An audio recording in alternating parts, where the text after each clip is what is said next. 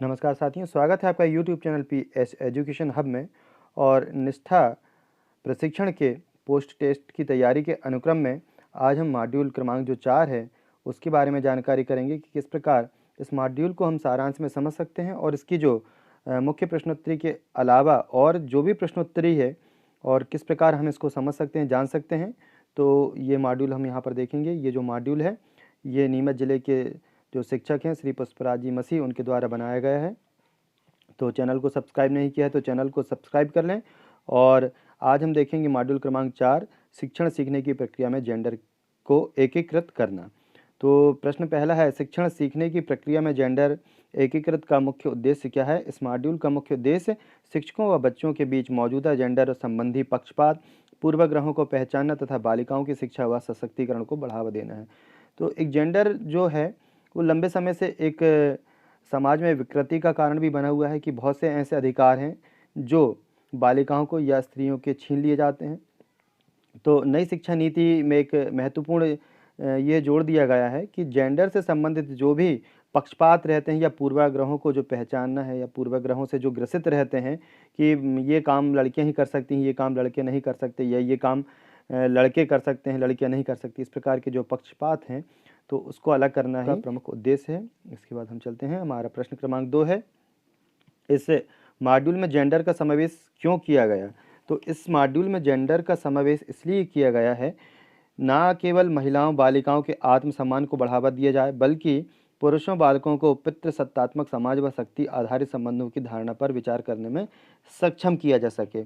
तो अभी तक ये क्या था कि समाज में कुछ कुरीतियाँ बनी हुई थीं और ये कुरीतियाँ ये कहाँ से आईं इसका आज तक कहीं कोई उल्लेख नहीं है, क्योंकि प्रत्येक समाज में चाहे वो कोई भी समाज रहा हो और प्रत्येक समाज में कुछ जो वहाँ के वृद्ध जन थे उन्होंने कुछ अपनी ही कुछ संस्कृति को ऐसा पनपा लिया था जिसका उल्लेख ना किसी धार्मिक ग्रंथ में मिलता है ना किसी सामाजिक ग्रंथ में मिलता है, लेकिन कुछ कुरीतियाँ ऐसी थीं जिनको समाज में लाया गया, किस माध्यम से आई, कैसे आई, और उस माध्यम से कुछ कुरीतियाँ बन गई थी समाज में और जिसके कारण कहीं पर बहुत ज़्यादा जो सम्मान था या लैंगिक असमानता थी और समाज में जो सम्मान मिलना चाहिए था समान रूप से बालिकाओं को भी स्त्रियों को भी, तो वो न मिलने के कारण ये जेंडर समावेश किया गया है कि जो अभी तक के पितृसत्तात्मक समाज चलता आया है कि भाई अभी तक के जो घर परिवार चलाने वाला जो होता था वो पुरुष होता था। तो इस भ्रांति को तोड़ते हुए यहाँ पर यह बताया गया है कि स्त्रियां या बालिकाएं भी उतनी ही सक्षम हैं जितने पुरुष होते हैं और वे भी अपने घर परिवार को चला सकती हैं। फिर प्रश्न तीसरा है, जेंडर क्या है। तो जेंडर सामाजिक रूप से निर्धारित महिलाओं, पुरुष व ट्रांसजेंडर के बीच अंतर को संदर्भ परिभाषा समाज ने बनाई है। फिर अगला है, प्रच्छन्न पाठ्यक्रम क्या है। प्रच्छन्न या का मतलब होता है गुप्त या हिडन या छुपा हुआ, अर्थात विद्यालय परिसर में जिस पाठ्यक्रम को शिक्षण में न जोड़ करके प्रस्तुत किया जाता है वह प्रच्छन्न पाठ्यक्रम या उसको हम हिडन पाठ्यक्रम भी कह सकते हैं। जैसे लड़का लड़की की समझ के बारे में जब व्यक्ति जो शिक्षक है कुछ या कोई भी परिवारजन है या लड़का या लड़की के प्रति अपना एक नज़रिया बना के चलता है और उस नज़रिए के तरीके से वो बिहेव करता है, तो वो चीज़ें पुस्तक में भलाई नहीं है लेकिन मन में जुड़ी हुई होती हैं। तो इस प्रकार कुछ करिकुलम्स जो होते हैं वो मन में जो रहते हैं वो हिडन होते हैं और इन्हें दूर करना बहुत ही अनिवार्य है। अगला प्रश्न है, रूढ़िवादी धारणा से आप क्या समझते हैं। तो पुरुषों के प्रति रूढ़िवादी धारणा यह है कि निडर, बहादुर, सक्षम, शक्तिवान परिवार के पालन करते हैं, जबकि महिलाओं के प्रति रूढ़िवादी धारणा यह है कि महिलाएं कमज़ोर होती हैं, भावुक होती हैं, शर्मीली, सुंदर, किसी न किसी पर आश्रित रहने वाली होती हैं। प्रश्न छठवां है, कुछ महिलाओं के नाम बताइए जो कि समाज में देश में अपना नाम रोशन किया है। हमारे समाज देश में कई महिलाएं ऐसी हैं जिन्होंने साबित किया है कि वे पुरुषों से किसी भी स्थिति में कम नहीं है, जिनमें कल्पना चावला, किरण बेदी और मदर टेरेसा, शकुंतला देवी, लक्ष्मी लकड़ा, मैरी कॉम, साइना नेहवाल और डरकी माई। अगला प्रश्न है, क्या शारीरिक गुण एक अच्छा शासक या नेता होने के लिए पर्याप्त है। तो उसका उत्तर है नहीं। क्या महिलाएं शक्ति व अधिकार वाले पदों को संभालने के लिए पुरुषों की अपेक्षा कम सक्षम हैं। नहीं, महिलाएं भी पुरुषों की भांति हर कार्यों एवं पदों पर पुरुषों की भांति सक्षम हैं। क्या लड़कों की तरह लड़कियां भी समता का अधिकार है। उत्तर है हाँ। क्या पिता की संपत्ति में बेटियों का भी अधिकार होता है। बिल्कुल जी हाँ। फिर अगला है जेंडर और सेक्स में क्या अंतर है। जेंडर एक सामाजिक वर्गीकरण है, जबकि सेक्स जो है एक जैविक वर्गीकरण है। तो यहाँ पर यह आशा है कि जेंडर जो है एक सामाजिक वर्गीकरण है, यानी कि ये स्त्री पुरुष के बीच में जो विभेद पैदा किया गया है वो समाज की देन है। जबकि जो सेक्सुअल वर्गीकरण है, जिसको हम ये कह सकते हैं कि जो गॉड गिफ्टेड होता है, तो ये जो है ये जैविक वर्गीकरण है। इसके बाद हम अगला देखेंगे कि सही जोड़ियाँ बनाना है। सही जोड़ियाँ इस प्रकार हैं। कल्पना चावला जो है वो अंतरिक्ष यात्री, शकुंतला देवी मानव कंप्यूटर गणितज्ञ, किरण बेदी प्रथम महिला आईपीएस अधिकारी और डरकी माई पर्यावरण हेतु संवेदी है। ये इसमें से कोई भी एक क्वेश्चन भी आ सकता है, जैसे प्रथम रेलवे ड्राइवर कौन था, तो वहाँ पर आप ये बता सकते हैं कि वहाँ पर लक्ष्मी लकड़ा। फिर बैडमिंटन खिलाड़ी कौन था, साइना नेहवाल। पीटी उषा महिला धावक, मदर टेरेसा महिला संत की उपाधि, जानकी अम्मल जीव विज्ञानी थी, टेसी थॉमस मिसाइल महिला थी। तो ये एक बार आप मॉड्यूल से और मिला लें। वैसे तो ये जो प्रश्न है उत्तरी है सही है, फिर भी ये जो मॉड्यूल बनाया गया है कहीं मानवीय त्रुटि के कारण यदि कहीं गलती होती है तो आप उसे अन्य स्रोतों से भी ठीक कर सकते हैं। तो एक बार फिर से देख लें। अंतरिक्ष यात्री कल्पना चावला, शकुंतला देवी मानव कंप्यूटर गणितज्ञ थी, किरण बेदी प्रथम महिला आईपीएस अधिकारी, डरकी माई पर्यावरण हेतु संवेदी, लक्ष्मी लकड़ा प्रथम railway driver, Saina Nehwal badminton खिलाड़ी, पीटी उषा महिला धावक, मदर टेरेसा महिला संत की उपाधि, जानकी अम्मल जीव विज्ञानी, टेरसी थॉमस मसाल महिला। ये मुख्य प्रश्नोत्तरी थी। इसके बाद हम मॉड्यूल क्रमांक 5 देखेंगे, और मॉड्यूल क्रमांक 5 जो है वो है शिक्षण अधिगम मूल्यांकन में आईसीटी का उपयोग। सबसे पहला प्रश्न ये है, आईसीटी का फुल फॉर्म बताइए। आईसीटी का फुल फॉर्म होता है इंफॉर्मेशन एंड कम्युनिकेशन टेक्नोलॉजी, जिसे हम शॉर्ट में आईसीटी कहते हैं। फिर आईसीटी का क्या है कार्य, क्या है आईसीटी क्या है। आईसीटी को उपकरणों व संसाधनों के रूप में परिभाषित किया जा सकता है जिसमें नेटवर्क आधारित नियंत्रण निगरानी प्रबंधता के लिए भी उपयोग किए जाने वाले किसी भी संचार उपकरण व ऐप शामिल होते हैं। प्रश्न तीसरा है, कंप्यूटर को हिंदी में क्या कहते हैं। तो कंप्यूटर को हिंदी में संगणक कहते हैं, जो गणना करने वाला होता है।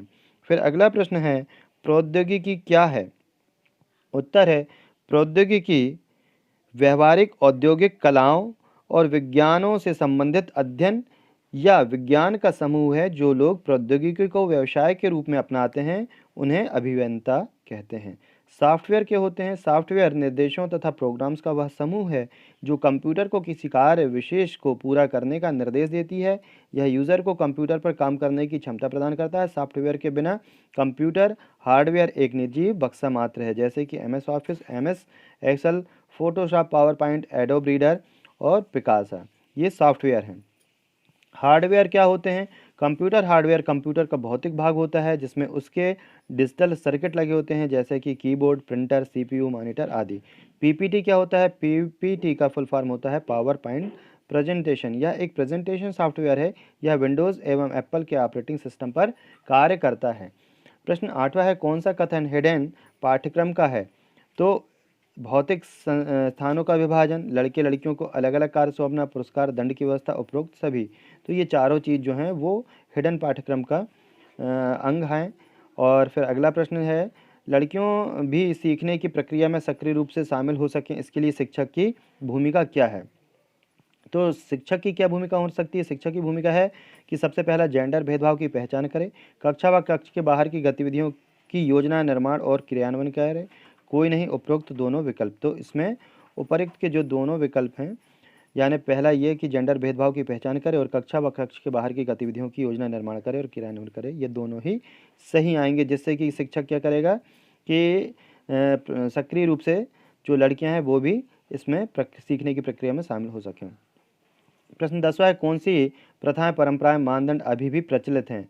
तो दहेज प्रथा, लड़कियों का शीघ्र विवाह, पुरुष प्रधान सभी। तो ये अभी भी जो परंपराएं मानदंड हैं वो अभी भी हैं, जैसे दहेज प्रथा हो गई, लड़कियों का शीघ्र विवाह हो गया, पुरुष प्रधान हो गया है, और इसके बाद ये तीनों जो ऊपर के हैं वो हम उसको टिक करें। हमारी भाषा होनी चाहिए जेंडर समावेशी, जेंडर निष्पक्ष, उपरोक्त दोनों कोई नहीं। तो उपरोक्त दोनों यानी जेंडर समावेशी भी हो और जेंडर निष्पक्ष भी हो। फिर कौन सा कथन जेंडर मिथक है। महिलाएं आश्रित होती हैं, पुरुष व स्त्री सक्षम होते हैं। महिलाएं शक्तिशाली होती हैं, पुरुष व स्त्री दोनों बहादुर होते हैं। तो महिलाएं, ये जो कौन सा कथन जेंडर मिथक है, तो महिलाएं आश्रित होती हैं, ये एक प्रकार का जेंडर मिथक है कि इस जेंडर के बारे में ऐसी मिथ्या धारणा बन गई है कि महिलाएं जो हैं वो आश्रित होती हैं। फिर अगला प्रश्न है, शिक्षकों का लेबलिंग पैटर्न आता है पाठ्यक्रम में, जेंडर संवेदनशीलता में, हिडन पाठ्यक्रम में, कोई भी। तो जो शिक्षकों का लेबलिंग पैटर्न है वो है उसका आंसर हिडन पाठ्यक्रम में। कक्षा में प्रवेश करते समय शिक्षकों को त्याग देना चाहिए आत्मसम्मान, स्वयं का पूर्वाग्रह, उपरोक्त दोनों, और कोई नहीं। तो स्वयं का पूर्वाग्रह जो प्री डिटरमाइंड रहते हैं, अपन पहले से एक सोच निर्धारित कर लेते हैं, उसका त्याग होना शिक्षकों में बहुत ज़रूरी है। फिर अगला प्रश्न है, आईसीटी के उदाहरण बताइए जो कि नहीं है। तो आईसीटी का जो उदाहरण है उसमें डिजलेप समाचार पत्र, टेलीफोन, स्मार्ट टीवी और मेल। इसका सही उत्तर है टेलीफोन। तो आईसीटी के उदाहरण बताइए जो कि नहीं है। तो आईसीटी का उदाहरण जो है टेलीफोन नहीं है। इसके बाद हम मॉड्यूल 6 जो है आर्ट इंटीग्रेटेड लर्निंग, कला समेकित शिक्षा, अगले वीडियो में देखेंगे। आपको यह वीडियो कैसा लगा, आपको प्रश्नोत्तरी कैसी लगी, और वीडियो अच्छा लगा तो लाइक शेयर जरूर। और चैनल को सब्सक्राइब नहीं किया है तो चैनल को सब्सक्राइब कर लें, जिससे इस प्रकार शैक्षणिक सामग्री और निष्ठा प्रशिक्षण के अलावा शिक्षकों से संबंधित जितनी भी जानकारियाँ हैं आपको इस चैनल पर उपलब्ध होंगी। धन्यवाद।